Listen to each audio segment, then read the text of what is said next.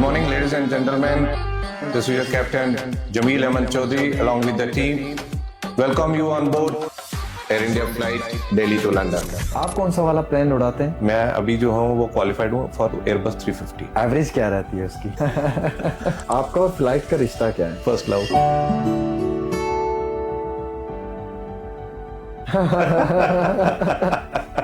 हाँ वाह माशाल्लाह. ये है जो फ्लाइंग बैच ना, बेसिकली ये है, that is something you have to earn. Proud. You can not buy this is something you have to earn. Private में एक पायलट बनने के लिए हमें कितने पैसे की जरूरत है? अप्रॉक्स 60-70 लाख आज की डेट में कम से कम इतना चाहिए. और इसी जहाज के साथ अगर हम अपनी भाभी को लाके खड़ा कर दे, एक तरफ हमारी भाभी जान है और दूसरी तरफ यही आपका एयरबस जो भी है 350 380, तो आप किसे चूज करेंगे? नो क्वेश्चन, कोई क्वेश्चन मार्क ही नहीं है. First aircraft. मतलब आप भाभी को छोड़ देंगे? वो सेकंड है. क्लियर होनी चाहिए. ला हौला वला कुव्वत. आपने देख लिया, मतलब शादी कर ली माशाल्लाह, 2 प्यारे से बच्चे भी हो गए. भाई साहब कहते हैं कि मेरे लिए इम्पोर्टेंट है एयरक्राफ्ट और आपकी कोई वैल्यू. क्या कोई भी पायलट बन सकता है? अगर कोई भी बन सकता होता तो आज 1932 से लेकर अभी तक 20,000 नहीं बने होते. सर ये जो पायलट्स होते हैं इन्हें एंटरटेनमेंट अलाउंस मिलते हैं. ये एंटरटेनमेंट अलाउंस किस काम के लिए? आप घर से बाहर रह रहे हो, आपको सुन रहे हो आप कहाँ यूज करते हैं? ये तो something personal.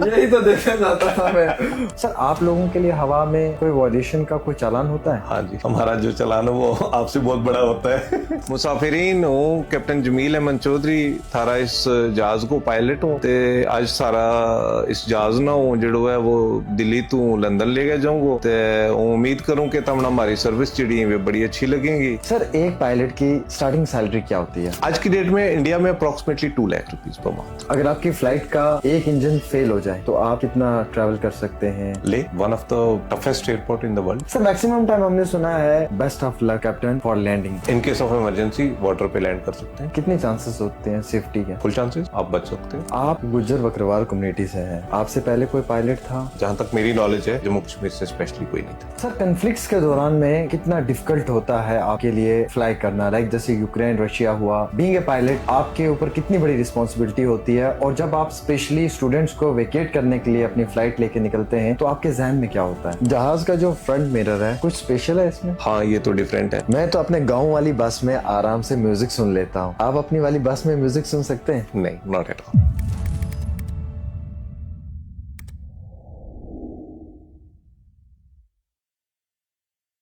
Good morning, ladies and gentlemen. This is your captain Jameel Ahmed Chaudhary. Welcome you on board Air India flight Delhi to London. This is your co-pilot Amir Suhail flying from Delhi to London. Welcome to on board. अपने seat की पेटी बांध कर रखें, आपकी हवाई परवाज उड़ान लेने वाली है. आदाब, अस्सलाम वालेकुम, वेलकम. आप सब लोगों का आज के पॉडकास्ट में वेलकम है, खुश आमदीद है. और आज के हमारे मेहमान किसी भी तारुफ के मोहताज नहीं, क्योंकि हम सब की जान, हम सब के अजीज भाईजान, one and only one mister Jamil Chaudhary sahab, जो कमर्शियल पायलट हैं, एयर इंडिया में अपनी सर्विसेज को अंजाम दे रहे हैं.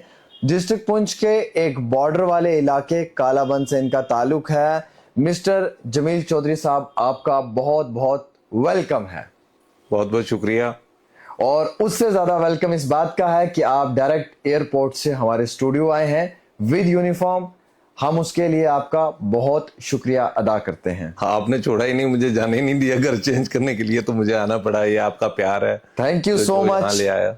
जैसे कि आप लोग जानते हैं कि रमजान के महीने में इतने बिजी स्केड्यूल में आपका आना, मुस्कुराना, हमारे साथ ढेर सारी बातें करना इस पॉडकास्ट में, यह हमारे लिए बहुत ही ज़्यादा खुशी की बात है. ये मेरी टीम का ज़ाती फैसला था कि 5वां पॉडकास्ट जो है वो कैप्टन जमील चौधरी साहब के साथ होना चाहिए. सो मैं अपने सवालों को शुरू करूंगा और आपने मेरे सवालात का जवाब देना होगा.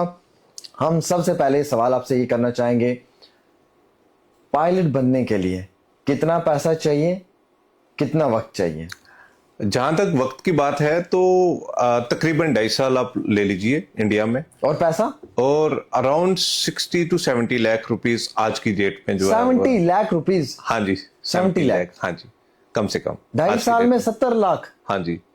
ये 70 लाख इन्वेस्ट कहाँ करवाओगे आप लोग? बेसिकली क्या होता है कि इसमें जो 90% ऑफ द पोर्शन जो पैसा है वो आपका फ्लाइंग आवर्स में जाता है। तो जब आप फ्लाइंग करते हो पर आवर जो रेट है, जो फ्यूल कंजप्शन है, एयरक्राफ्ट की कॉस्ट है, उसकी मेंटेनेंस कॉस्ट है, बड़ी हाई होती है। तो जो पर आवर जो है ना वो अप्रोक्सीमेटली 20-25 हज़ार 30 हज़ार रुपया आपका लगता है। तो आपको 200 आवर्स करने हैं to get the CPL license. लेने के लिए 200 घंटे आपको चाहिए। 200 घंटे करने हैं तो 1 घंटे की कॉस्ट अगर 20 हज़ार है, 25 हज़ार है, 30 हज़ार है, तो सोचो 200 घंटे करने में कितना टाइम लगेगा, कितने पैसे लगेंगे। आपके अभी तक के कितने फ्लाइंग आवर्स हो चुके हैं? Approximately 4000 hours. 4000 आवर्स? Yes. और 1 घंटे में कितना आपका ऑयल जो है वो यूज होता है? मैं हर एक एयरक्राफ्ट की अपनी अपनी वो स्पेसिफिकेशन होती है। तो जिस एयरक्राफ्ट को मैं अभी फ्लाई कर रहा हूँ तो उसकी जो कंजप्शन है अराउंड 6 टन्स पर आवर। तो मतलब कि 4000 घंटों में कितना आपने उड़ा दिया होगा तेल? ये कैलकुलेट करना पड़ेगा। पर आप ना ये देख रहे हो कि मैंने कितना कंज्यूम किया है फ्यूल। आप ये देखिए कि उस टाइम पे कितने लोगों को एक जगह से दूसरी जगह ट्रांसपोर्ट किया है। हाँ। तो हम उसको देखते हैं, हम फ्यूल को नहीं देखते। और अगर हम उस फ्यूल की प्राइस को देखें, यस शॉकिंग ना? Yes it is. कौन सा प्लान उड़ाते हैं आप? मैं अभी क्वालिफाइड हूँ एयरबस 350 पे।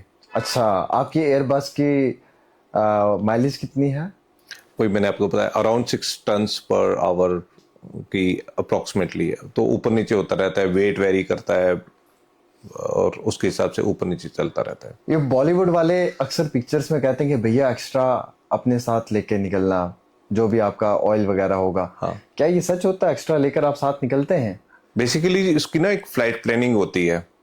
आप A to B जा रहे हो और रेगुलेशंस होते हैं, तो उन सब चीज़ों को कैलकुलेट करके ही फ्यूल फाइनलाइज होता है। उसके बाद अगर पायलट को लग रहा है कि मुझे यहाँ लेना चाहिए, यहाँ पे वेट बढ़ सकता है, यहाँ वेदर की प्रॉब्लम है, डेस्टिनेशन का वेदर ठीक नहीं है या अल्टरनेट ठीक नहीं है, तो या डिपार्चर पे मेरे को एक्सपेक्टेड से टाइम ज़्यादा लगने वाला है, डिपार्ट होने तक टैक्सी टाइम ज़्यादा लग सकता है, तो उस केस में हम एक्स्ट्रा फ्यूल लेते हैं, but only if required. Pilot बनने के लिए मैथ और फिजिक्स कंपलसरी है? यस, 12th में फिजिक्स और मैथ्स का होना बहुत ज़रूरी है। उसके बिना एज ऑफ नो इंडिया में अलाउड नहीं है। सर, हम देखते हैं कि हर साल एडवर्टाइजमेंट आती है जेई नीट के लिए। कोचिंग सेंटर्स बहुत प्रमोशंस करवाते हैं, होर्डिंग्स पे, टैम्पलेट्स पे बहुत पैसा लगता है, लेकिन एविएशन इंडस्ट्री में कभी भी हम जो है वो एक बड़े लेवल की प्रमोशन नहीं देखते हैं। क्या एविएशन को ज़रूरत ही नहीं है? ऑलरेडी इतने ज़्यादा उनके पास फ्लो है कि उन्हें अपनी प्रमोशन की ज़रूरत नहीं पड़ती है, या फिर कुछ अलग सा सिस्टम है जो हमें नहीं मालूम? बेसिकली क्या है कि जो रिक्वायरमेंट है इंडिया में आने वाले सालों में वो बहुत ज़्यादा है। तो कंपैरेटिवली आज की डेट में जो तैयार हो रहे हैं बच्चे वो शायद उससे बहुत कम है। तो जहां आप होर्डिंग्स की और नीट की या जेई की बात कर रहे हैं, तो उस लेवल का कंपटीशन तो यहाँ नहीं हो सकता। क्यों नहीं हो सकता? कैसे होगा? अब ये देखिए कि हर एक बच्चा अपना एफर्ट डालता है कि मैं नीट तैयार कर लूं। 1000-1200 रुपया, सॉरी 12,000 25,000 रुपया साल की ट्यूशन फीस भर के और उसने अपनी तैयारी कर ली। बट यहाँ पे जब 60-70 लाख, जैसे आपने अभी सुना और आप भी कैसे शॉक हो रहे हो। हाँ, ऑब्वियसली। ठीक है, तो आधे से ज्यादा लोग जो हैं वो ये सुन के यहीं से स्टेप आउट कर लेते हैं कि नहीं भैया, हमसे पैसे इतने खर्च नहीं होने वाले, हमारे पास इतने नहीं है। तो बाकी के जो रह जाते हैं, कुछ फिर उतने एफर्ट्स नहीं डालते हैं, कुछ का शौक नहीं होता। जिनके पास पैसे हैं उनके पास शौक नहीं है, जिनके पास शौक है उनके पास पैसे नहीं है। शायद ये एक फैक्टर है, सबसे बड़ा फैक्टर जो मुझे। सॉरी, आप कुछ कह रहे थे। क्या हर इंसान के लिए पायलट बनना इजली है? इतना इजी तो नहीं है। अगर इतना इजी होता तो आप इमेजिन कीजिए 1932 में पहला लाइसेंस इश्यू हुआ था। This is 2026। अभी अप्रोक्सीमेटली 20,000 समथिंग पायलट्स हैं इंडिया में। तब से लेकर आज तक सिर्फ 20,000 पायलट हुए हैं, या 21,000 आप ले लो, तो इतना आसान तो नहीं है। एक अलग सा प्रोटोकॉल लाइफ आप लोग जीते हैं जी। क्या क्या बेनिफिट्स मिलते हैं आपको आपकी एयरलाइंस से? लाइक फैमिली के लिए कोई इंश्योरेंस पॉलिसी, आपकी टिकट में कुछ कम पैसा? देखिए, जो कॉर्पोरेट कल्चर होता है वो उसमें जो मेडिकल बेनिफिट्स होते हैं, फैमिली का ट्रैवल होता है, इंश्योरेंस होता है, ये सब चीज़ें कवर्ड होती हैं फैमिली के लिए। On top of that family जो है वो जहाँ जहाँ एयर इंडिया का नेटवर्क है वहाँ अगर ट्रैवल करना चाहे, घूमना फिरना चाहे, तो वो जाती है फैमिली। मजे, क्या बात है। सर, आप गुज्जर बकरवाल कम्युनिटी से हैं जी। और पुंछ के रहने वाले हैं। बॉर्डर आपका इलाका है, बॉर्डर के साथ ही आपका इलाका जुड़ा हुआ है। So are you first from Gujjar community? Claim करना तो मुश्किल है, बट मैंने सुना नहीं कि हमारी कम्युनिटी से कोई और भी है। तो मेरा जाती मानना ये है कि जो फर्स्ट नंबर होना या दूसरा नंबर होना इतना ज़्यादा मायने नहीं रखता। मैं तो ये चाहता हूँ कि अगर मैं अभी तक एक हूँ तो 10 और भी होने चाहिए, अगर 10 हैं तो हम 100 होने चाहिए। That's great. तो क्लेम करके सिर्फ ये बैठ जाना नहीं जी मैं पहला हूँ, उससे मुझे नहीं लगता कि कुछ खास सा कोई फर्क पर पड़ता पहले है। आप ही हो।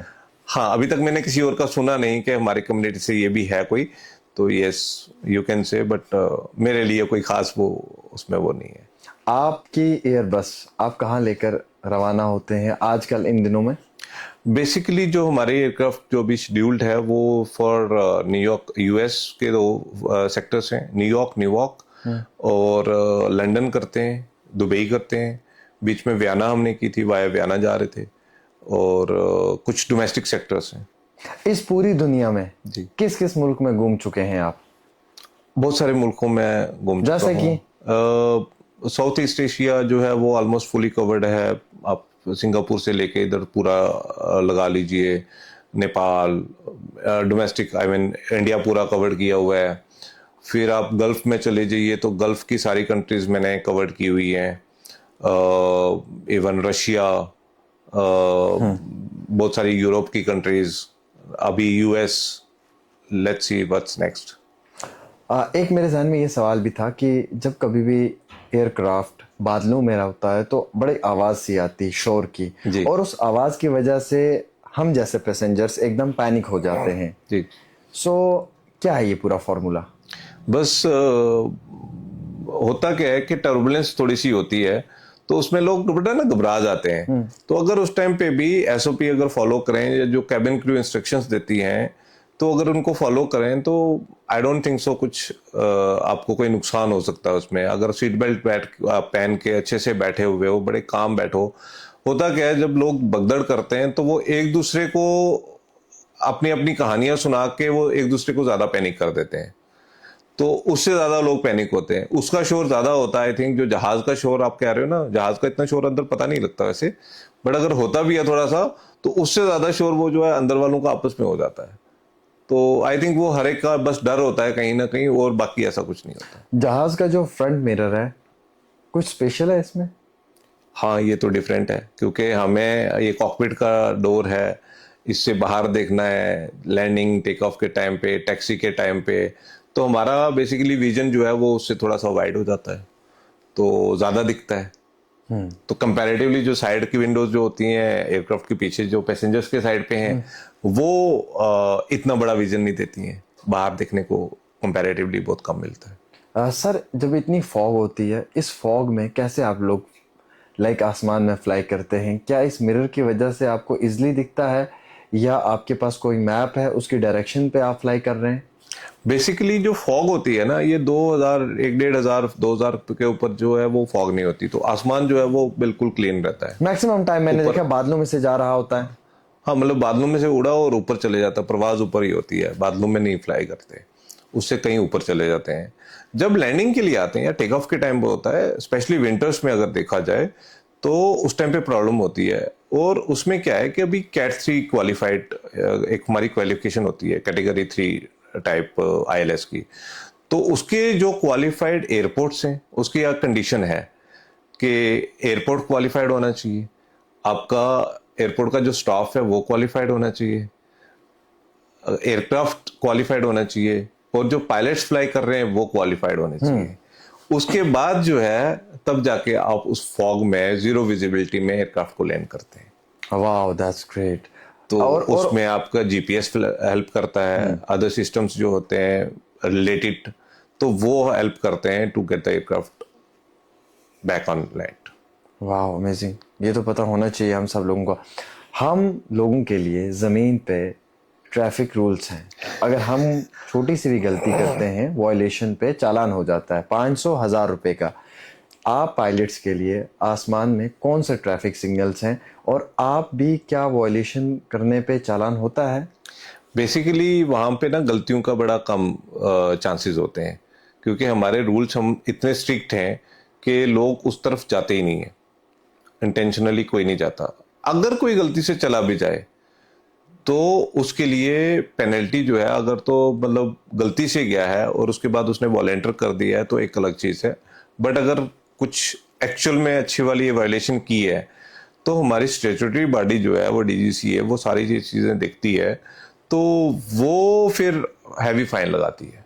उसमें छोटा मोटा फाइन नहीं होता, उसमें लाइसेंस सस्पेंशन होती है कुछ टाइम के लिए, या जो मॉनेटरीली पेनल्टी लगानी है डीजीसीए ने वो लगाएगा, बट कुछ ना कुछ ऐसा होगा जो थोड़ा सा कंपैरेटिवली बड़ा है, मतलब जो हमारे से। अच्छा खासा है। हाँ, ये भी तो मानना पड़ेगा भाई, मतलब हमारा ट्रैफिक चालान सिर्फ 500 रुपए तक का है। यहाँ पे लाख में बात कीजिए आप लोगों का चालान लाखों रुपए का है। Multiple of lakhs plus license suspension तो उससे भी बड़ा है ना। अगर 3 महीने के लिए लाइसेंस सस्पेंड हो गया तो 3 महीने के लिए तो घर बैठा है ना। सर एक पायलट की स्टार्टिंग सैलरी क्या होती है? आज की डेट में इंडिया में approximately 2 lakh rupees per month. और आप क्या ले रहे हैं? This is something personal. आपको टाइम भी तो बहुत हो चुका है। हाँ जी, टाइम के साथ बढ़ती है सर। इंटरनेशनल फ्लाइट फ्लाई करते हैं। हाँ जी, काफी ज्यादा मिलता होगा। हाँ काफी ज्यादा है। सर एक और चीज होती है इसमें, एंटरटेनमेंट डॉलर्स, सुना है आपने? हाँ जी। क्या वो उससे क्या करते हैं आप लोग? बेसिकली होता है क्या है कि जब आप आउट ऑफ स्टेशन रहते हैं, घर से बाहर हो, अपने बेस से बाहर हो, हाँ ठीक है, तो आपको अलाउंसेस मिलते हैं, एंटरटेनमेंट डॉलर्स। हाँ उनको डॉलर्स वो मतलब मिलते हैं अयाशी करने के लिए। अब उसको आप शायद यहाँ पे बैठ के वो नाम एंटरटेन सुन के शायद ऐसा सोचोगे, बट होता क्या है कि आप फैमिली से दूर हो, आप अकेले हो, तो आप कुछ खाओ पियोगे, कुछ कहीं बाहर जाओगे, आपकी बाकी और कुछ ज़रूरियात की चीज़ें हैं, तो एक आपको सहारा फैमिली से दूर रहने के लिए जो है ना वो एक ये किया जाता है कि नहीं भाई तुम घर से बाहर हो तो चलो तुम अपने आप को एंटरटेन करो। यू आर फैमिली से बाहर हो, आपको हम डॉलर्स दे रहे और आप अपने आप को एंटरटेन करो। तो अब देखो, आप डिनर के लिए जाओगे, आप पैसे तो खर्च करोगे ही ना, आपने कुछ खाना पीना है, आपकी कुछ और, जैसे विंटर्स में हम जाते आप हैं, कहाँ स्पेंड करते हैं? दुनिया में बड़ी सारी जगह हैं जहाँ आप खर्च कर सकते हो। लास्ट टाइम आपने कहाँ स्पेंड किया? मैं तो अभी न्यूयॉर्क से आया हूँ, तो वहीं करके आया हूँ।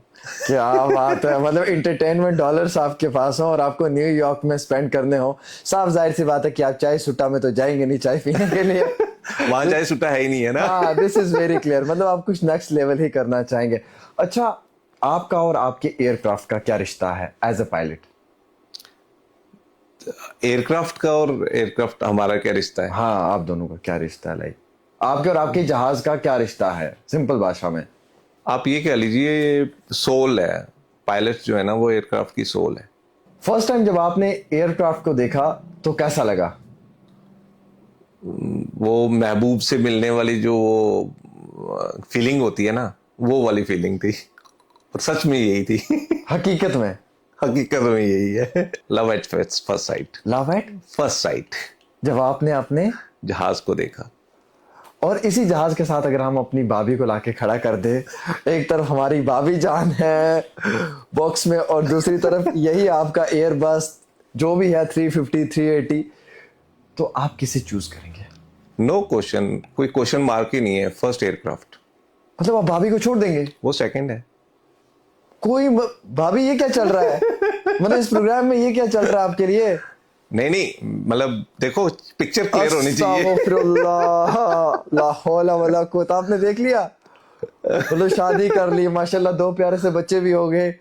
भाई साहब कहते हैं कि मेरे लिए इंपॉर्टेंट है एयरक्राफ्ट, और आपकी कोई वैल्यू ही नहीं। नहीं नहीं, वैल्यू है, पर आपके एयरक्राफ्ट के सामने तो नहीं है ना। नहीं नहीं, वो सेकंड नंबर पे ना, पहला लव, प्यारा प्यार तो पहला ही है ना, आप झूठ क्यों बुलवाओगे? पहला प्यार तो पहला प्यार है, और वो इनका एयरक्राफ्ट है। हाँ जी। दिल तोड़ दिया आपने भाभी का। नहीं नहीं, ऐसा नहीं है। कुछ वो तो पहले भी होगा। पहले बताया हुआ है अच्छा, कि इस पे नो डिस्कशन, ये पहला ही रहेगा। माशाल्लाह माशाल्लाह। मैं कहना चाहूंगा कि अपने प्रोफेशन से मोहब्बत होनी चाहिए। आपके 2 माशाल्लाह प्यारे से बच्चे हैं, जी। क्या आप भी अपने बच्चों को पायलट बनवाएंगे या बनाने का शौक रखते हैं? पता नहीं, एक्चुअली क्या है ना, टाइम के साथ बड़ी सारी चीजें चेंज हो जाती हैं। अब हमारे टाइम में क्या था, हमारे पेरेंट्स ने क्या चाहा, हम क्या बने, आने वाले टाइम में उनके टाइम तक कितनी रेवोल्यूशन होगी, कितनी सारी चीजें चेंज होंगी, कह नहीं सकता। बट अगर यस, डेफिनेटली वो बनना चाहेंगे तो डेफिनेटली यस। जम्मू कश्मीर का सबसे टफ एयरपोर्ट कौन सा है, जहां पे लैंड करने में, लैंडिंग के समय बहुत दिक्कत आती है? ले, one of the toughest airport in the world. ले ले ले लद्दाख, या ले one of the toughest airport in the world. In the world? Yes. ले वाला? हाँ जी। अरे ले वाला इतना खतरनाक है क्या? हाँ जी। क्यों? बेसिकली क्या है कि आपके चारों ओर जो है ना टेरेन्स हैं, और आप एक वैली में से ऐसे आते हो, और फिर छोटा सा जगह है आपको, उसमें से डिसेंड करते करते आपको लैंड करना है, तो वहाँ बड़े चैलेंजेस होती हैं। प्लस आपका जो एयरक्राफ्ट, जो एलिवेशन ऑफ द एयरपोर्ट है, वो 10,800 फीट है फ्रॉम द सी लेवल। तो आपके चैलेंजेस जो है वो 3 टाइम 4 टाइम बढ़ जाते हैं। On top of that, aircraft की परफॉर्मेंस ऐसी जगहों पे कम हो जाती है। आपने कितनी बार लैंड किया है? याद भी नहीं है इतनी ज्यादा जी। या इतना कम? इतनी ज्यादा। इतनी ज्यादा। हाँ जी। मतलब एक्सपीरियंस तो फिर आपका माशाल्लाह बहुत बहुत ज्यादा जबरदस्त है। जी। सर कितना समय हो चुका है आपको अपने इस एविएशन इंडस्ट्री के साथ? एविएशन इंडस्ट्री, देखो, जब मैंने ट्रेनिंग शुरू कर ली थी तो एविएशन इंडस्ट्री में तो तब आ गया था मैं 2009 में। बट मैं एयर इंडिया में जो फ्लाइंग स्टार्ट की है वो 2018 में आया था, और फिर हमारा कुछ ट्रेनिंग मॉड्यूल्स होते हैं, वो खत्म करने के बाद 19 से मैंने ऑफिशियली जो है वो फ्लाइंग स्टार्ट की है। 2019 से? हाँ जी। और अभी तक का तजुर्बा जी। क्या कहता है? मेरे पास अल्फाज नहीं है, बहुत ही जबरदस्त, नेक्स्ट लेवल। Next level. आपको किस मुल्क में जाना ज्यादा पसंद है अपनी एयर बस लेके? देखिए, हर मुल्क का ना एक अपना चार्म है, नहीं आपको कोई और एक तो होगा। जैसे मेरे लिए अगर हो तो मैं सऊदी। डेस्टिनेशन अगर पूछोगे तो एयरबस ये वाला नहीं, मैं इससे पहले जिस प्लेन पे था वो 320 था, वो इसे कंपैरेटिवली काफ़ी छोटा जहाज़ है। तो मेरा एक पर्सनल जो है वो था कि मैं ज़्यादातर जो है वो ले ज़्यादा लाइक करता था। ले? हाँ। जम्मू कश्मीर, ले लद्दाख? हाँ जी। क्या था ऐसा वहाँ? वो बस एक था कि वहाँ का जो एक चैलेंजेस थे ना, वो हर डे, हर लैंडिंग जो वो डिफरेंट होती थी। तो एक टाइम था वहाँ की हमें बड़ा बहुत ज़्यादा क्रेज़ था, और आज भी उस एयरपोर्ट को देख के ना बड़ा क्रेज़ होता है मुझे। तो वो हमेशा मेरा एक फेवरेट डेस्टिनेशन रहा है। सर सीरियसली कहना, एक बार टू बी ऑनेस्ट, कभी फ्लाई करते समय आपको डर लगा हो? देखिए एज ए पैसेंजर मुझे कई बार डर लग चुका है और लगता भी है, साफ जाहिर सी बात है। बट एज ए पायलट आपको कभी डर लगा है? नहीं, अभी तक मेरे साथ ऐसा कोई एक्सपीरियंस नहीं हुआ है। सीरियसली? हाँ, सीरियसली नहीं हुआ है। अच्छा, क्या ये सच है कि 60% कॉकपिट में सो जाते हैं?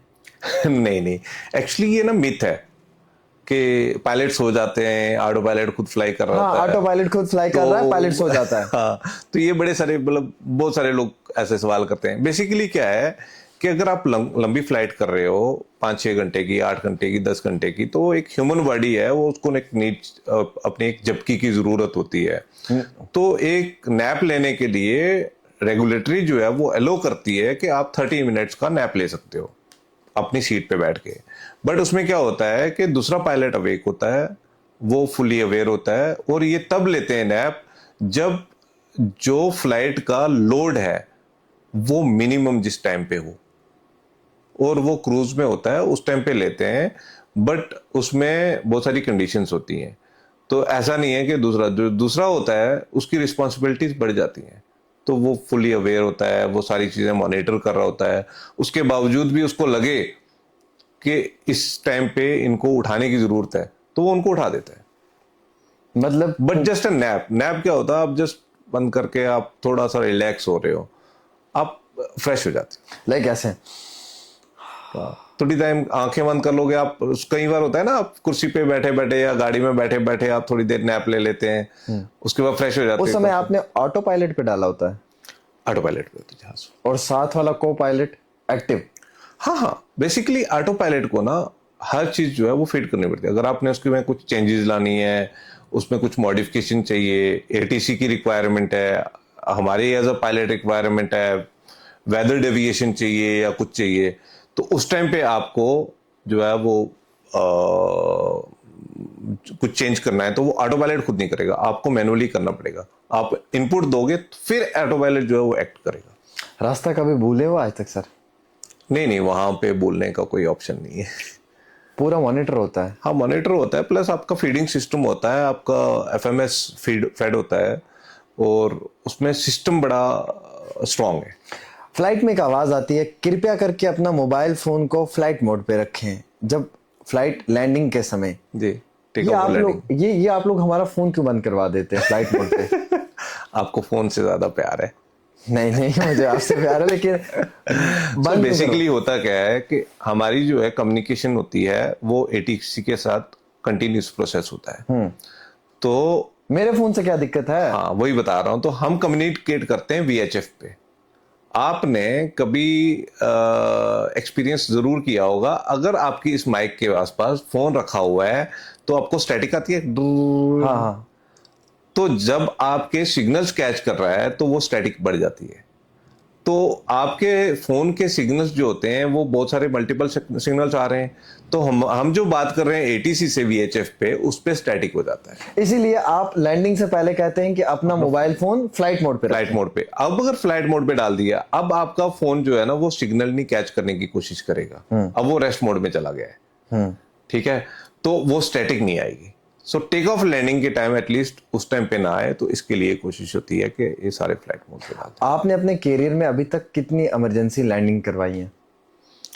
इमरजेंसी लैंडिंग एक करवाई है, मतलब एक हुई है मेरे साथ, मैं मेडिकल इमरजेंसी की वजह से हुई थी, तो दैट्स इट। अदरवाइज उसके बिना और कोई कभी नौबत नहीं आई। पर मंथ में कम से कम या ज्यादा से ज्यादा कितनी फ्लाइंग होनी चाहिए? होनी कितनी चाहिए, हाँ, ये तो exactly, मतलब जो इंडिविजुअल पे आपके- डिपेंड करता है। जो आपके लिए और आपकी सेफ्टी के लिए ठीक है। देखिए, एक रफली होता है कि 70 आवर्स जो पर मंथ होते हैं उसमें मोरलेस बड़ा अच्छी फ्लाइंग होती है, आपकी बॉडी के लिए भी अच्छी होती है, आपके लिए भी अच्छी होती है। उससे कम वो तो बहुत बढ़िया, ज़्यादा होती है जब, तो फिर फटीग लेवल जो है वो बढ़ जाता है। रिसेंटली आप लोगों ने भी देखा, हम लोगों ने भी देखा कि एकदम से एयरपोर्ट्स के अंदर लोग बंद हो गए, फ्लाइट्स डिले, कैंसल, पूरा सिस्टम ही जो है वो एक मोनोपोली का शिकार हो गया। आपको क्या लगता है कि ये सब कैसे हुआ और क्यों हुआ? मुझे तो नहीं मालूम कैसे हुआ और क्यों हुआ। बीइंग ए पायलट मैं आपसे सवाल करूंगा कि इतना सब फ्लाइट्स डिले, कैंसल। मुझे लग रहा है आप भी कहीं स्टक हुए उसमें, हाँ है ना? हाँ, बहुत इसलिए बड़े ज़्यादा चुप रहा है।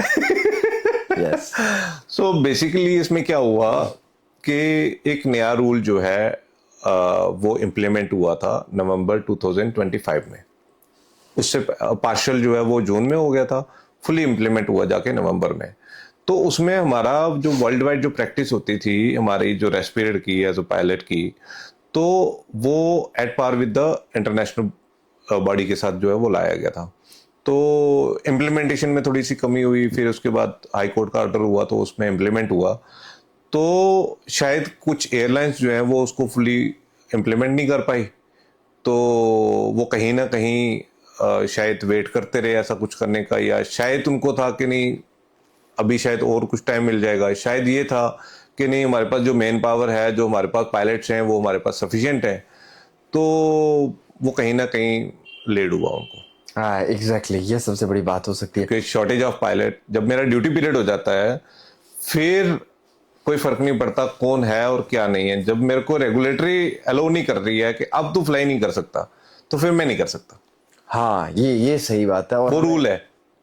जैसे आपने कहा ना आपको पेनल्टी क्या लगती है, तो हमारी फिर वहां पेनल्टी की बात आ जाती है, फिर हमारे लाइसेंस पे बात आ जाती है, तो उसके ऊपर फिर हम फ्लाइंग नहीं कर सकते। गुड। वाइट शर्ट आपको पहनी हुई है, ये ब्लैक जैकेट है, आप थोड़ा सा खोलेंगे प्लीज? ऐसे इसको क्यों खुलवा रहे हो? थोड़ा सा देखना चाहेंगे, थोड़ी सी यूनिफॉर्म आपकी देखना चाहेंगे हम थोड़ा इसको फिर हम आपको दिखाएंगे।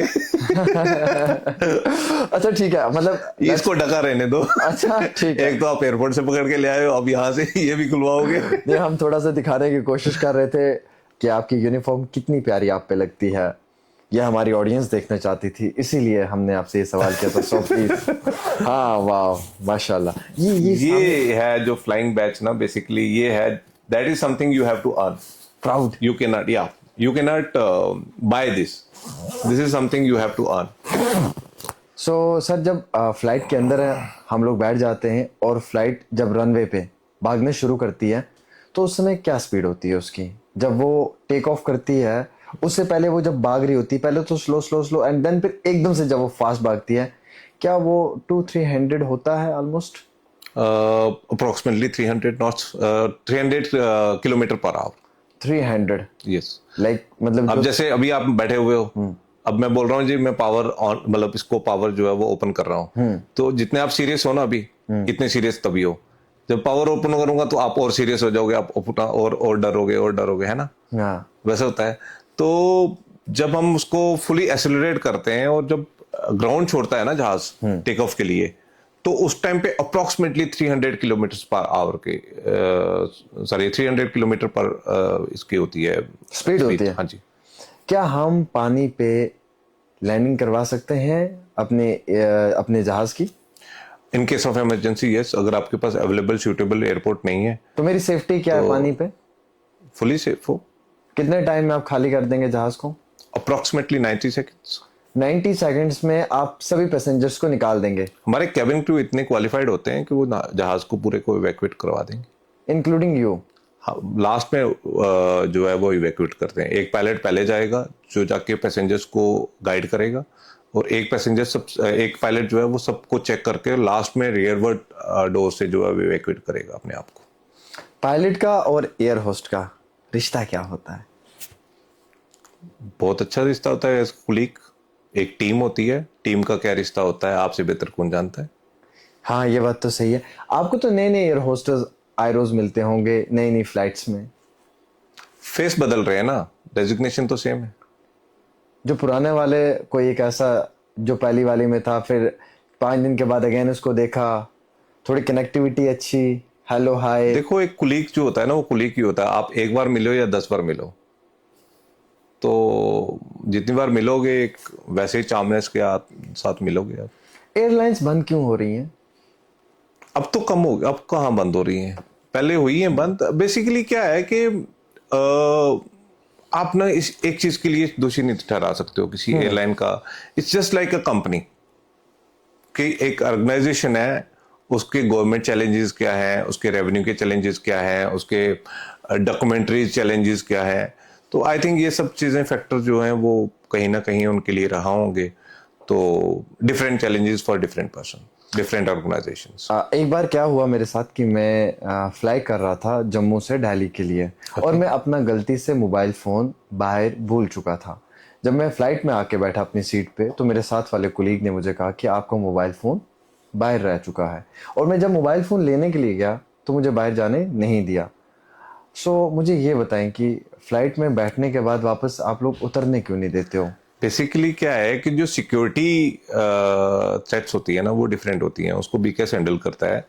तो उनका एक अपना प्रोटोकॉल है, अपने एसओपीज हैं। तो आप अगर एक बार ऑनबोर्ड हो गए हो तो फिर आप जहाज से नहीं उतर सकते। बट इन केस आप वॉलेंटियर कर रहे हो, नहीं कि मेरा वो सामान जो है ना वो बहुत एक्सपेंसिव है, वो बहुत ज़रूरी है, उसके बिना मैं जा नहीं सकता, तो फिर बात ये है कि आप वॉलेंटियर कर रहे हो कि मेरे को ट्रैवल ही नहीं करना है, मैंने बाहर जाना है। तो एक तो ऑप्शन भाई ये है, या फिर आप अपना सामान बताओ और लोकेट करवाओ कि फलानी जगह पे मैं ये सामान छोड़ के आ गया हूँ। वहां पे हमारा अपना एयरलाइन का एक रिप्रेजेंटेटिव जाएगा और आपका सामान जो है वहां से लेके आपको हैंड क्या ओवर आप कर उतना देगा। टाइम वेट करेंगे? अगर फॉर एग्जांपल 10:30 पे डिपार्चर है और मेरा सामान बोलने की वजह से 10:40 हो सकता है, तो क्या आप मेरे सामान के लिए वेट करेंगे? ऐसा नहीं है कि एक पर्टिकुलर चीज के लिए वेट करेंगे, ये डिपेंड करता है कि कब कौन की क्या सिचुएशन होती है, कमर्शियल डिसाइड करता है यूजुअली इस केस में। बट अगर जैसे मान लो आप बोर्डिंग चल रही है, आपको बड़ा जल्दी रियलाइज हो गया अभी बोर्डिंग चल रही है, अभी 10 मिनट हैं डिपार्ट होने को, तो शायद वो एफर्ट्स डाल सकते हैं। बट अगर उसके बाद भी नहीं, मेरे को जाना नहीं है, तो फिर आप वॉलंटियर करते हो कि मेरे को नहीं जाना। फिर आप क्या है, उसके लिए प्रोसीजर बड़ा लंबा है। आप उतरोगे अपना बैग लेके, उसके बाद सिक्योरिटी, एयरलाइन की सिक्योरिटी वापस जहाज में आएगी, फिर वो सबके साथ क्रॉस चेक करेगी कि उनके बैग्स ही हैं, कुछ ऐसा कोई सामान आपका तो नहीं रह गया जहाज में, कोई सिक्योरिटी थ्रेट तो नहीं हुई है कि ये बंदा उतर गया है। उसके बाद फिर से जहाज की पूरी चेकिंग होगी, उसके बाद फिर दोबारा एयरक्राफ्ट जो है वो निकलेगा। रिसेंटली आपने भी न्यूज़ देखी, मैंने भी ये न्यूज़ देखी, अफगानिस्तान से एक बच्चा फ्लाइट के एक व्हील में बैठकर इंडिया पहुंच गया। जी सर, क्या ये पॉसिबल है? एज ए पायलट मैं आपसे ये सवाल पूछूंगा। एज ए पायलट तो बिल्कुल भी पॉसिबल नहीं है। देखिए, किस्मत की बात है, वो बच गया। ये तो बड़ा एक वो रेयर सा चांस था। बट वो उसके बचने का सिर्फ एक ही वो था कि जो लैंडिंग गियर्स जिस जहां पे आके कंप्रेस होते हैं ना, आपने देखा होगा टेक ऑफ के बाद जहाज, वो कहते हैं ना जी, जो टायर हैं जो वो बंद हो जाते हैं, आप अगर मेन लैंग्वेज में कहूँ तो वो जो डोर्स होते हैं ना, हम उसको डोर्स कहते हैं, वो जो डोर उसके बाद अपने लैंडिंग गियर जब अंदर जाते हैं, फिर उसके बाद डोर्स होते हैं, वो आके बंद होते हैं। तो वो जो एरिया होता है ना लैंडिंग गियर वाला, वो प्रेशराइज्ड एरिया होता है। अगर आपको, आपने ये सुना होगा कि रात को जो है, दिन को सॉरी, जो 10,000 फीट के ऊपर ऑक्सीजन नहीं होती, नाइट में वही 50% हो जाता है, मतलब 5,000 के ऊपर नहीं होती। बट जहाज तो 40,000 फीट पे उठ रहा है, 35,000 पे फीट उठ रहा है, तो यहाँ प्रेशराइज तो होगा ही नहीं, ऑक्सीजन तो है ही नहीं है, फिर वो जिंदा कैसे रह गया? तो सिर्फ एक बेनिफिट ऑफ डाउट ये रहा, उसको बेनिफिट ये मिला कि जो वो एरिया था ना, वो प्रेशराइज्ड एरिया था। जो आपको प्रेशर, जो आपको टेम्परेचर कैबिन के अंदर मिल रहा है एज अ पैसेंजर, जहां आप बैठे होते हैं, वही सेम टेम्परेचर वहां उस एरिया में था, वो बच गया। दैट्स व्हाई वो बच गया। यस, नहीं तो माइनस टेम्परेचर में कहाँ वो रह पाता। 35,000 फीट पे आपका -30 डिग्री मान लो टेम्परेचर है आज, तो -30 डिग्री में कितने टाइम सर्वाइव कर पाएगा? With in few seconds collapse हो जाता। बट बेनिफिट वो उसको ये मिला कि वो एरिया जो है वो प्रेशराइज था। उसके बाद अगेन मैं अभी तक खुद उसको सोच के हैरान हूँ कि जब लैंडिंग गियर ओपन हुए हैं दिल्ली में, वो जब लैंडिंग के लिए आ रहा था जहाज, तो वो इतनी हाइट से बच के से गया, वो किस चीज के साथ लिपटा रहा, वो वहां से गिरा कैसे नहीं? हाँ, नहीं तो exactly. 2,500-3,000 फीट की हाइट से गिरता तो उसका तो पता भी नहीं चलना था कि क्या गिरा और कहां से गिरा है। ये तो उसकी किस्मत, वो बच गया और वो पकड़ा भी गया। यस, बिल्कुल, ये बहुत सही चीज़ कही इन्होंने, इस पे गौर करने की बहुत ज़्यादा ज़रूरत है। हालिया ही हमने एक चीज़ और देखी और उसे बहुत क्लोज ये भी सुना भी, मेल और फीमेल हमारी सोसाइटी के पार्ट्स हैं। जितनी इजली मेल्स की सिलेक्शन एविएशन में हो जाती है, क्या इतना ही इजली फीमेल्स की भी हो जाती है एज ए पायलट के लिए? आई थिंक पायलट के लिए ये मेल फीमेल मैटर नहीं करता। वहां पे सिर्फ आपकी क्वालिफिकेशन देखी जाती है। एक्सेप्टेंस है। हाँ, मतलब यहाँ पे ऐसा नहीं है, यहाँ पे सिर्फ पायलट है, यहाँ पे मेल फीमेल नहीं होता। कॉकपिट में पायलट्स होते हैं, मेल फीमेल नहीं होती। हाँ, यस, दैट्स ग्रेट। कोई एक ऐसी मिथ जो हम लोगों को अपने जहन में रहती है, पैसेंजर्स के जहन में रहती है, जब कभी वो फ्लाई करते हैं किसी भी फ्लाइट में, क्या लगता है आपको कि ऐसी कौन सी मिथ हमारे जहन में रहती है? टर्बुलेंस, जिसके सबसे ज्यादा क्वेश्चन मुझे पूछे जाते हैं। टर्बुलेंस। हाँ, तो टर्बुलेंस होती है, बट हर बार नहीं होती। आपने भी कितनी बार फ्लाई किया हुआ है, हर बार तो टर्बुलेंस नहीं मिलती ना आपको। कुछ लोगों को हाइट फोबिया होता है, वो सोचते पता क्या है, उनको फोबिया ये हो जाता है, अगर मैं यहां से गिरा तो। जिस दिन वो सोच लिया ना आपने अगर, तो फिर आपका जो वो डर है ना, वो multiple and big factor sector हो जाता है। तो जब तक आप ये नहीं सोच रहे हो ना, तब तक आराम से सुकून से बैठे हुए एंजॉय कर रहे हो, चिल कर रहे हो। चिल कर रहे हो। ये तो बहुत अच्छी बात कही आपने सर, ये तो बहुत सही बात है। हवा में कैसा एक्सपीरियंस रहता है सर आपका? मेरे लिए तो बहुत अच्छा है। बहुत सारी चीज़ें सीखने को मिली हैं, बहुत सारी चीज़ें मैंने नई की हैं इस एविएशन में आके। क्या क्या? मैंने मेरी सारा जो ग्रूमिंग है ना वो इस एविएशन में आके हुई है। एंटरटेनमेंट डॉलर्स भी स्पेंड करना आपने आपको पता नहीं है किसने बता दिया एंटरटेनमेंट डॉलर्स, तो आप उसके पीछे पड़े हुए हो। अदरवाइज ग्रूमिंग में सिर्फ आपके एंटरटेनमेंट चीज नहीं आती ना, बहुत कुछ बड़ा आता कुछ है, है। बहुत कुछ है। और आप ये सोचिए, जैसे आपने शुरू में कह रहे थे ना, पुंछ से कालावन के गांव से निकल के, मेरा ब्रॉड अप वहां का है, फिर मैं वहां से जम्मू, मेरी ट्रांजिशन देखिए ना। मेरा ना वो हाल है, वो जैसे हम लोग आजकल कहते हैं ना, नहीं जी हम वो 90s के किड्स जो हैं वो इतनी वो चीजें देखी हैं, कैलकुलेटर से लेकर आज लैपटॉप, आईपैड तक। लैपटॉप भी नहीं, आज लोग आईपैड iPad, की बात करते हैं जी, टच वाला। तो अब हम लोगों ने वो, तो हमारे साथ ना वो, मेरे साथ वो हुआ है। मैंने पुंछ कालाबन से शुरू हुआ हूँ, फिर जम्मू, फिर यहाँ से करनाल, तो मतलब एक अलग ही लेवल का चल रहा था।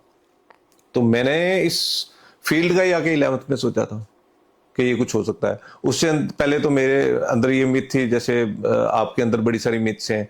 तो मैं तो 2000 सॉरी जब तक मैं 11th में था, जिस साल तक, तो उस टाइम तक मेरे अंदर ये मिथ थी कि हिंदुस्तानी तो पायलट्स ही नहीं है। अच्छा, हिंदुस्तानी का भी पायलट्स नहीं है ये आप सोचते थे? मैं सोचता था जब मैं 11th में पढ़ रहा था, जब 2011 में मैंने किसी को देखा, ओ अच्छा इंडियन भी पायलट्स हैं, तो तब मेरे ये ख्याल आया कि अच्छा मैं भी पायलट बन सकता हूँ। मगर एक गांव के लड़के की ये सोच, एक बॉर्डर के रहने वाले एक साधारण परिवार के लड़के की ये सोच कि मुझे पायलट बनना है, जी। फैमिली ने सपोर्ट किया sir? Full support, unconditional. But आपने करके भी तो दिखाया। ये उन माँ बाप का जो है वो दुआएं थी, और उन्होंने बड़ी सपोर्ट की, अनकंडीशनल सपोर्ट।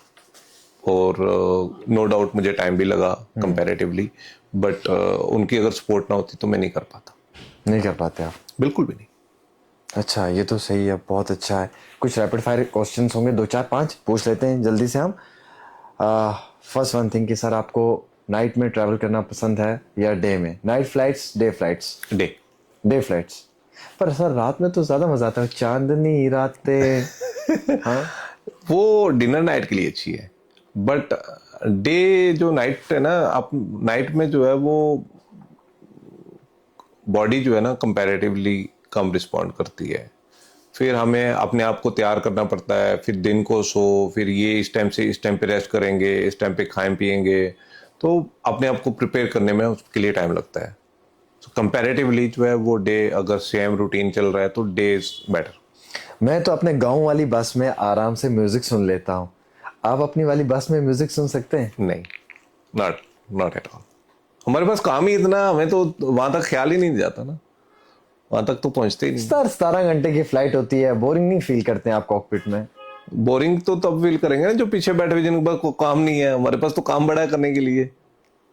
तो 17 घंटे में हम जो है वो 2 सेट्स होते हैं, आधा टाइम हम ऑपरेट करेंगे, आधा टाइम जो है दूसरा सेट है वो आके ऑपरेट करेगा, फिर हम आधा टाइम जो है रेस्ट करेंगे। वो है, प्लस जब हम कंट्रोल पे बैठे हुए हैं, फिर जो सारा कंसंट्रेशन जो है वो फ्लाइंग पे है, क्या कॉकपिट फिर में कहीं और नहीं। क्या कॉकपिट में पायलट के पास इंटरनेट कनेक्टिविटी होती है? नहीं।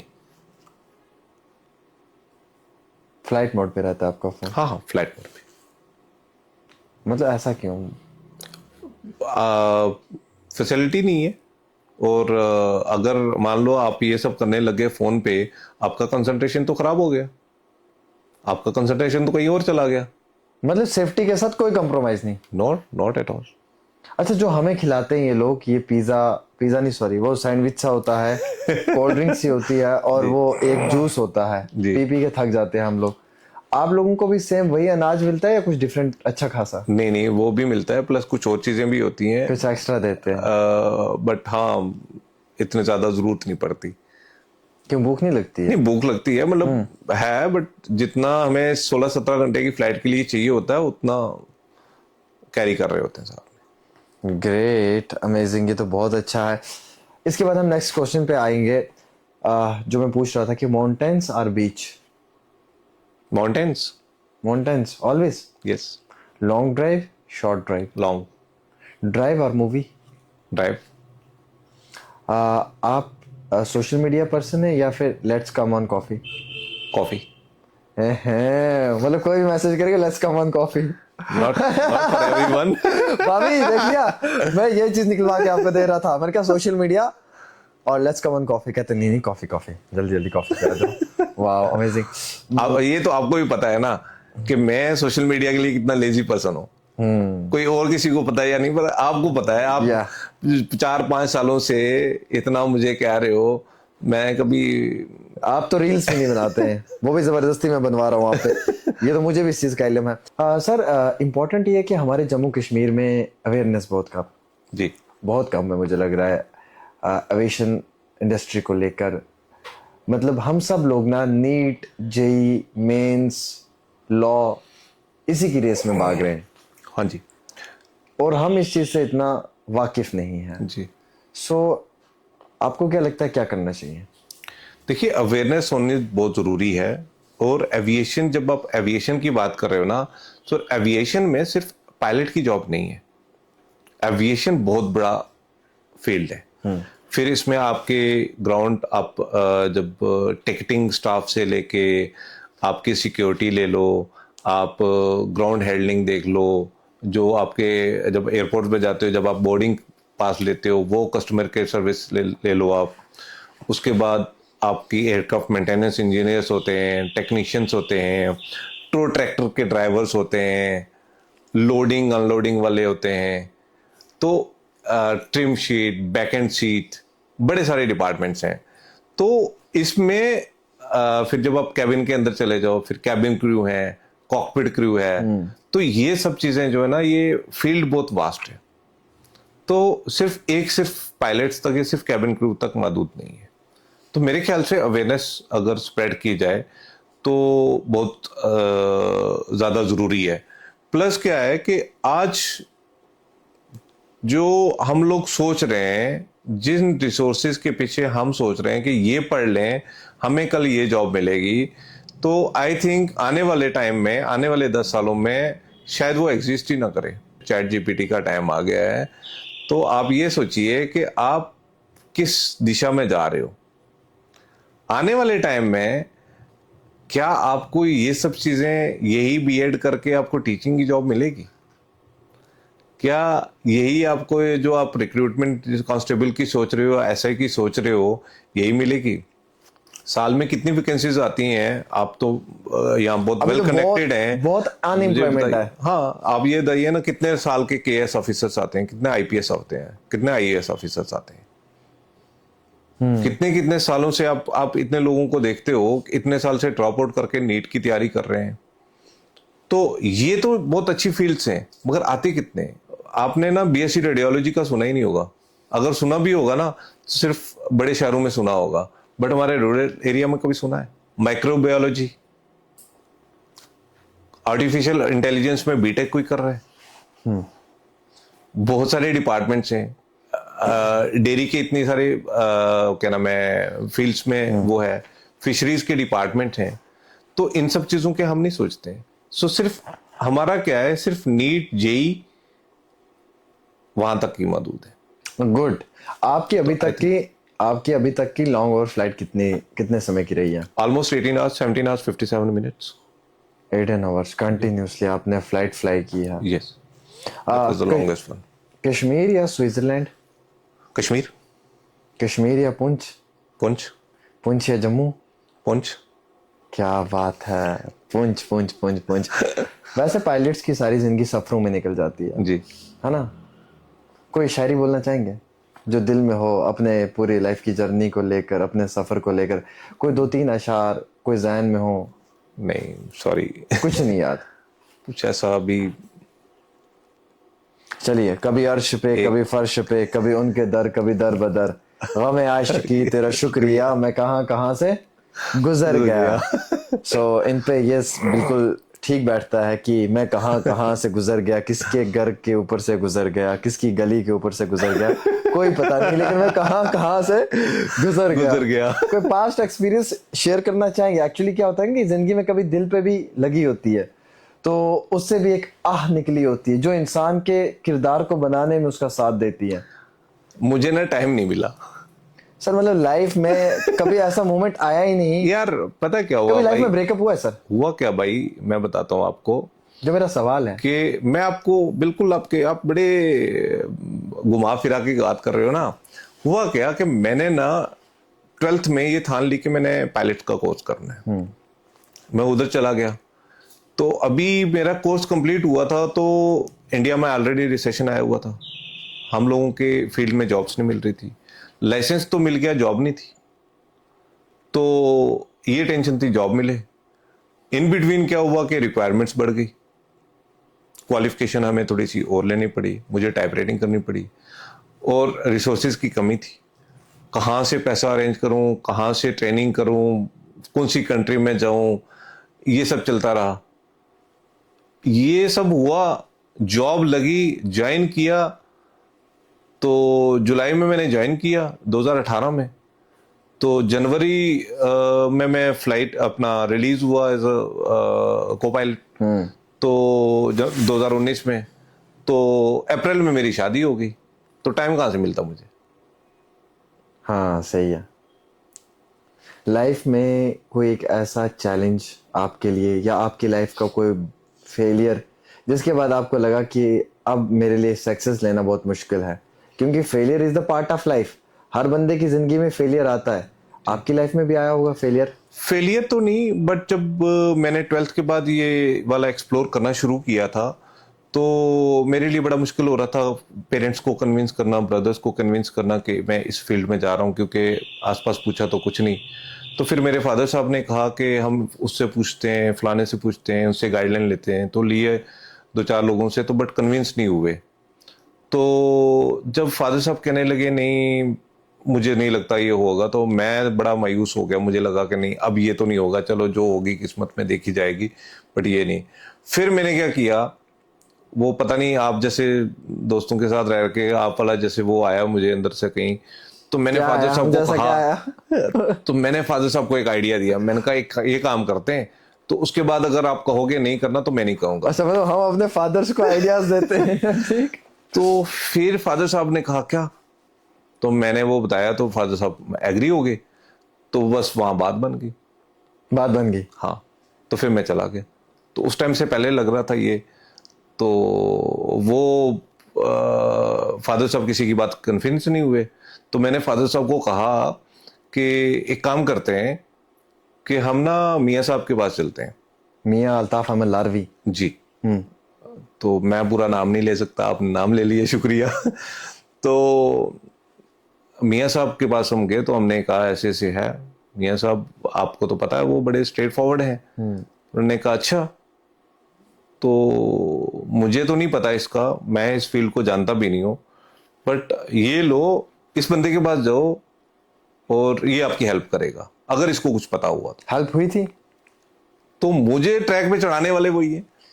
हाँ मतलब मियाँ अल्ताफ अहमद लारवी साहब के हाथ का प्रोडक्ट, जी। Commercial pilot mister Jamil Ahmed Chaudhry साहब। व्हाट ए ब्यूटी सर, मुझे इस चीज़ का इल्म नहीं था कि हमारे पुराने बुजुर्गों के हाथ के लगाए हुए पेड़ जी। पौधे बहुत बड़े बड़े पेड़ बन जाएंगे, और वो भी फलदार पेड़ जिसपे से आप फल उतार सकते हैं किसी भी मौसम में। खैर ये तो आपकी ज़िंदगी का एक बड़ा इम्पोर्टेंट पार्ट था। अगर आप एक पायलट ना होते तो आज आप क्या होते? खराब सा वकील शायद। क्योंकि शायद बेकार इसलिए कह रहा हूं कि मेरा शायद इंटरेस्ट नहीं था, घर वालों के कहने पे मैंने बन जाना था वकील। तो फिर मैंने, जब इस चीज में आपको इंटरेस्ट नहीं है ना, अगर आप अच्छे पूरा दिन कोर्ट के बाहर चाय पीनी थी। हाँ चाय पीनी थी, या फिर अंदर जाता भी तो किसी का केस चालान? कहीं या किसी जगह कुछ, मतलब मुझे अब तो मेरे लिए कहना भी मुश्किल है कि मैं ये कर रहा होता, ये वो कर रहा होता।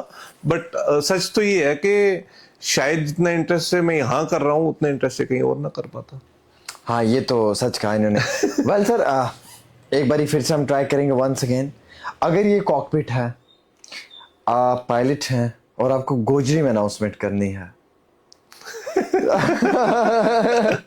बीइंग ए पायलट, हाँ जी। आप ऐसे ना सोचें आंखें बंद करके कि मैं एयर इंडिया की एयरबस 380 350 में हूँ, ये मेरा कॉकपिट है और मैं अब अनाउंस करने जा रहा हूँ गोजरी में कैसे अनाउंस करेंगे आप? प्लीज काइंडली एक बार थोड़ा सा ट्राई करते। मैंने खैर ये सोचा नहीं, बट कोशिश करते हैं। ठीक है। मुसाफिरीन हूँ कैप्टन जमील अहमद चौधरी, थारा इस जहाज को पायलट हूँ ਤੇ ਅੱਜ ਸਾਰਾ ਇਸ ਜਹਾਜ਼ ਨੂੰ ਜਿਹੜਾ ਹੈ ਉਹ ਦਿੱਲੀ ਤੋਂ लंदन ले गया जाऊंगा। तो उम्मीद करूं कि तमने हमारी सर्विस जी है बड़ी अच्छी लगेगी। तो तम बगैर घबराहट तो जी कुर्सी की जी पेटी है, जी बेल्ट है, इसना काम अंग्रेजी में, तो तम इसना बन गया रखियो। तो जिस वेले तमने टर्बुलेंस ना वे उसले भी तम बन गए आराम के नाल बैसो। तो बाकी अगर कोई तमना कहीं दिक्कत परेशानी हुई तो जो कैबिन में ही इत क्रू ये थारी जिस वेले भी तमना कोई जरूरत रहेगी ये थारी मदद करेगा। क्या बात है। और सेम एज इट इज अगर हमें पुंछी बोली में बोलना हो, पुंछी में? ओ यार वो नहीं आती मुझे। मैं उससे ना घूम फिर के या तो पंजाबी पे आ जाऊंगा या डोगरी पे आ जाऊंगा। वो नहीं आती बोलना है ना, मतलब मेरी फ्लुएंसी नहीं है। नहीं है ना। शायद मैं अगर कोशिश करूं। मुसाफिरीन, मैं कैप्टन जमील अहमद चौधरी आज तुसा ने इस जहाज ना पायलट हाँ जेड़ी फ्लाइट अज दिल्ली तो लंदन जा रही है। ते शायद जी फ्लाइट दिल्ली तो लंदन जा रही है तो तुसी आराम नाल बैठे रहो। तो ये जरा तना जिहा कस के रखो। ये आप पहाड़ी बोल रहे हो? है पहाड़ी? आप पहाड़ी बोल रहे हो? कौन सी वाली? यो करना ओड़ी वाली। अच्छा यस। तो जो पुंछी है ना ये थोड़ी सी डिफरेंट है। ये डिफरेंट है एग्जैक्टली। ये बहुत डिफरेंट सी चीज है, इसको ट्राई भी करना बहुत डिफिकल्ट है। एक एडवाइस जो आप पैसेंजर्स को देना चाहेंगे जो सभी देख रहे हैं सुन रहे हैं जम्मू कश्मीर के सज्जनों और देवियों, मिस्टर कैप्टन जमील अहमद चौधरी साहब आपको अपने मैसेज देने वाले हैं। पैसेंजर्स के लिए तो ये है कि जब भी आप फ्लाई करें कोशिश करें कि आप थोड़ा हाइड्रेटेड रहें, पानी पिया करें। कई लोग कंप्लेंट करते हैं कि कान में दर्द होता है या वो उससे थोड़ा सा राहत मिलती है। प्लस अगर टर्बुलेंस का टाइम हो तो आप आराम से बैठिए, आप एक दूसरे की ज़्यादा वो ना सुनिए, आप आराम से सीट बेल्ट बांध के बैठ जाइए तो कुछ नहीं होगा। और कुछ खास नहीं है। और कई लोग क्या करते हैं कि बड़ा फिक्स टाइम लेके जाते हैं एयरपोर्ट, तो कई बार आपको लॉन्ग क्यूज़ मिलती हैं, फिर आपकी फ़्लाइट छूट जाती है। तो कोशिश किया करें जो टाइम आपको बताया गया उससे 15-20 मिनट पहले चले जाओ तो ज़्यादा अच्छा है। सर एक इम्पोर्टेंट सवाल रहेगा। हम कभी कभी ऐसा देखते हैं कि जब फ्लाइट को लैंडिंग का समय होता है वो एयरपोर्ट के ऊपर 2-3 राउंड लेती है। क्या फ्यूल कैपेसिटी ज़्यादा होती है, उसे कम करने के लिए वो राउंड ले रही होती है या फिर कोई प्रॉब्लम होती है लाइक वैसा? नहीं, बेसिकली क्या होता है ये एटीसी जो कंसर्न होता है जिस लैंडिंग जहां पे जा रहे हो उसके ऊपर डिपेंड करता है। तो इसका फ्यूल से कोई लेना देना नहीं है। अगर फ्यूल है तभी वो राउंड लगा रहा है, अगर फ्यूल नहीं होता तो वो या तो डाइवर्ट कर जाता है या फिर पहले लैंडिंग के लिए प्रेफरेंस मिल जाती है उसको। तो वो एटीसी की रिक्वायरमेंट होती है जो ऊपर घूम रहा होता है, क्योंकि या तो एयरक्राफ्ट कोई उससे पहले आ रहा है नीचे लैंडिंग के लिए या किसी और ने डिपार्ट होना है, तो या एटीसी जो है वो रनवे की इंस्पेक्शन कर रहा है।